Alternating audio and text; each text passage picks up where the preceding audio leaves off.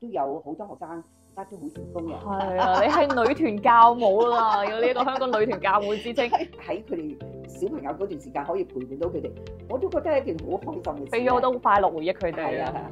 Hello，家燕姐，你好你好，好開心今日可以訪問到你，同你傾偈嘅。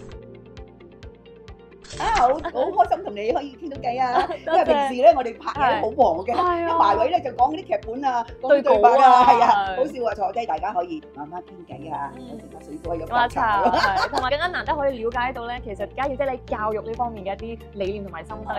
係我自己一個心願啊，可以講係咯，我嘅就係心願想了解一下家燕姐知道你咧，其實係一位資深嘅藝人，殿堂級啊，有超過60年嘅演藝經驗啦。咁但係當初2004年嘅時候，你創立咗家燕媽媽藝術中心啦，其實就係出於一個咩嘅原因咧？因為我喺電台咧嗯做主持咗超過20年啦，嗯咁我咧就好多時訪問好多名人啦，亦都訪問好多新秀，尤其是喺歌唱界嘅。咁佢哋咧男嘅女嘅都有，咁佢哋唱歌好好聽嘅。咁當然啦，個歌真係好聽，吸引人注意咧，就好多唔同方面嘅人咧邀請佢哋去做一啲演出。咁原來咧有啲係缺少咗個演出嘅經驗，咁俾人嘅感覺，哦，聽歌得，喺現場都唔好睇嘅，你明唔明啊？爭嗰啲台風嗰係啊，啲。扣分又失咗個機會，咁佢哋會即刻去學，但係呢啲唔係即刻學到㗎，係嘛？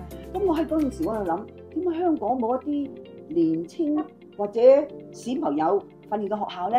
咁我 check 下香港演藝學院咧係要讀 Form 5畢業先至可以考入去，即係比較大嗰啲。係啦，咁你哇 Form 5畢業先去學嘢，其實係遲咗啊！你睇天文韓國、日本，佢哋 train 咧幾歲大，10幾歲就嚟 train 嘅。咁我就諗下，咦，我自己係童星出身，幾歲已經有演戲，即係我哋自細咧學北派啦，唱芭蕾歌舞啦，芭蕾舞啦，現代舞啦，男才多咪全部學晒。咁啊，當然啦，拍戲嗰方面咧係可以講天分。你有嗰個天分，加上好好嘅課程去上嘅時候咧，你係學有所用。咁所以我開一間家燕媽媽藝術中心。咁啊，但係咧要揾地址噶嘛。嗰陣時咧，我咧就同一啲學校啲校長啲傾偈。咁佢哋咧都有啲課餘嘅活動想啲小朋友學嘅。係。咁我哋就去學校教佢哋，借佢哋嘅地方嚟上堂啦。但係上完堂之後咧，嗰啲學生同啲家長咧，就大家坐埋一齊傾偈喎。啊，頭先講咩？唔願走。咁但係學校就對唔住啦，我哋要閂。係咯，已經係課後之後，你哋上堂，上完堂又唔肯走，天黑啦。咁我話啊，真係好可惜。咁喺嗰段時間話，好，我開始儲錢，要屬於你自己嘅學校、自己嘅地方。係啊，我好開心嘅，你見到佢哋，因為有一啲咧嚟嘅時候咧係怕醜嘅，都未有自信夠膽表達自己嚟係嘅。啊，同埋有陣時嚟嘅時候咧，佢入到嚟就喊嘅，因為佢唔見咗爹哋媽咪啊。我哋咧係要俾愛心俾佢哋，上咗幾堂咧，佢哋自己會識提媽咪。今個禮拜仲去唔去家燕媽媽藝術中心度？好大嘅轉變喎！由上堂喊變咗做我要去上堂，你記得帶我去。係啊，有一啲學習嘅嘢唔使交功課，同埋可以俾佢哋去發揮佢所長嘅。就喺家燕媽媽藝術中心度啦。哦，佢就對咗自己咧，增加自信。佢覺得啊，咦，原來我呢方面咧，哇，發光發熱啊！啲人又好欣賞㗎喎，喺拍手掌。係啊，喺學校行出嚟講嘢咧，啲先生要揀特別讚，係因為知道佢呢方面有經驗，特別純熟咯。係啊，咁我就好開心啦！啲小朋友最緊要自細係增加佢嘅自信，同埋發揮佢哋所長。其實咧，我都同所有學生講，我話將來唔一定咧係要做藝員嘅。係你如果做好簡單一樣嘢，但係你出嚟講嘢嗰種方向，俾人哋吸引，知道你講乜嘢，字正腔圓，讓佢解釋清楚嘅時候咧，其實你已經係成功一半。嚟家燕媽媽藝術中心咧，除咗你話喺演藝，即係唱歌啊、跳舞啊呢啲表演藝術之外咧，就增加佢哋嘅自信。都有好多學生而家都好成功嘅。係啊，你係女團教母啦，有呢個香港女團教母之稱。例如有莊正恩啦，去咗韓國發展啦，有香港小姐冠軍 Sabrina 啊、宋婉穎同埋《星夢傳奇》嘅季軍鐘柔美都係你嘅學生。咁我覺得係好開心，但係佢哋咧都係8、9歲咁入嚟啦。哦，即係嚟嘅時候其實就係好細個，好細個10歲都未夠。佢8、9歲入嚟，咁佢哋入嚟有啲係學唱歌跳舞，有啲係 honey bees，有啲係演戲。咁佢哋覺得學有所長，咁對佢哋將來嘅發揮咧都好有幫助。我係好開心嘅，我真係好開心嘅。你要感覺，咦？點解佢哋好似好有自信咧？其實有一方面就係個秘訣個關鍵係咩咧？要俾佢多啲去體驗。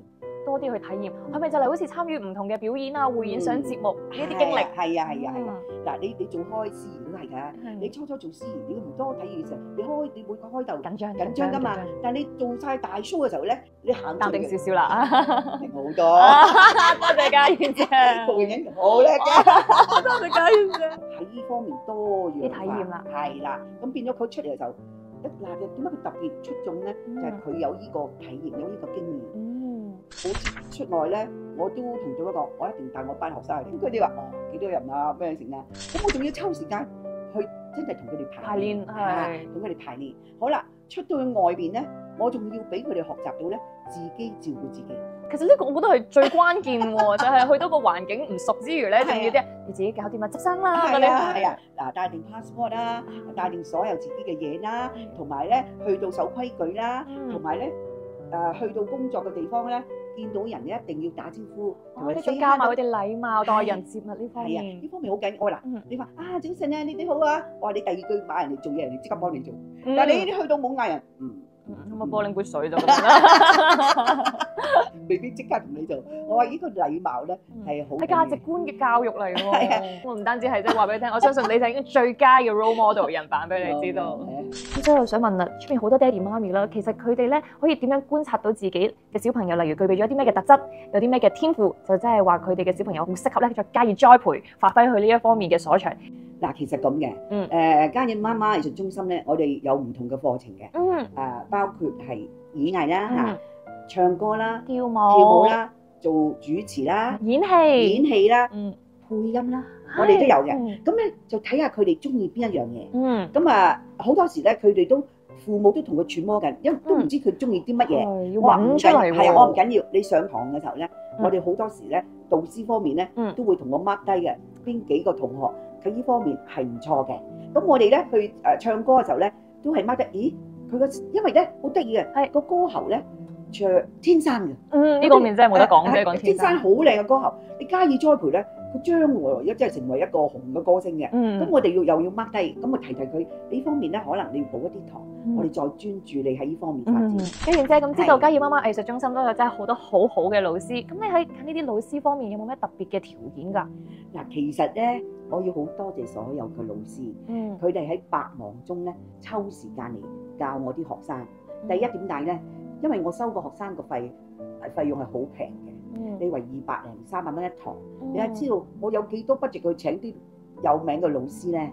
咁啲老師咧就係好多係一啲演藝人啦，另一方面有好多係演藝學院已經畢咗業出嚟做導師嘅朋友嘅老師，係啊，好專業，佢都知道由開始點樣去學習做一個好演員咧，佢哋全部有晒訓練嘅。咁其實咧，我好多時都翻去睇佢哋上堂，我都喺度偷師。你真係好好學啊，家燕姐。唔係啊，佢哋教導小朋友係有好好嘅方法。佢哋自己一套啦。係啦嚇，佢又點樣引導你？點樣去發揮到嗰套戲？點樣嗰個演繹係應該點樣做法？佢哋咧好多時咧俾你自己去諗啊。嗱，我有呢段戲，你兩個交流，我俾你分人2分鐘，你會點樣去講出嚟咧？咁呢個咧都係一個好好嘅體驗嚟㗎。家燕姐啊，咁你覺得其實透過家燕媽媽藝術中心咧，係可以為到我哋嘅小朋友帶來一個點樣嘅人生改變啊？喺佢哋細個嘅時候啦，認識到呢個演藝啦、音樂啦各方面咧，係令到佢哋嗰個薰陶啊，令到佢人生係快樂好多嘅。係你一個人中意 music 嘅時候咧，可以舒緩自己嘅情緒，各方面都好好。都有呢個嗜好去幫我哋平衡情緒。係啊，壓力大咪聽下音樂、玩下樂器、唱下歌咯。係啊，咁我見到佢哋有好嘅成長咧，喺佢哋小朋友嗰段時間可以陪伴到佢哋，我都覺得係一件好開心嘅事。俾咗好多快樂回憶佢哋啊！咁所以其實家燕媽媽藝術中心咧嚟緊會點樣有一個長遠嘅發展或者新嘅計劃目標可以話俾我哋知咧？當然啦，我都希望咧喺香港咧，最後可以發掘係多方面呢方面再多啲人才啦。嚟緊咧，我繼續傳承呢個藝術嘅文化，多地方去做呢個合作。除咗香港之外，再去更多地方，包括新加坡啦、馬來西亞啦、內地啦，好多唔同嘅地方。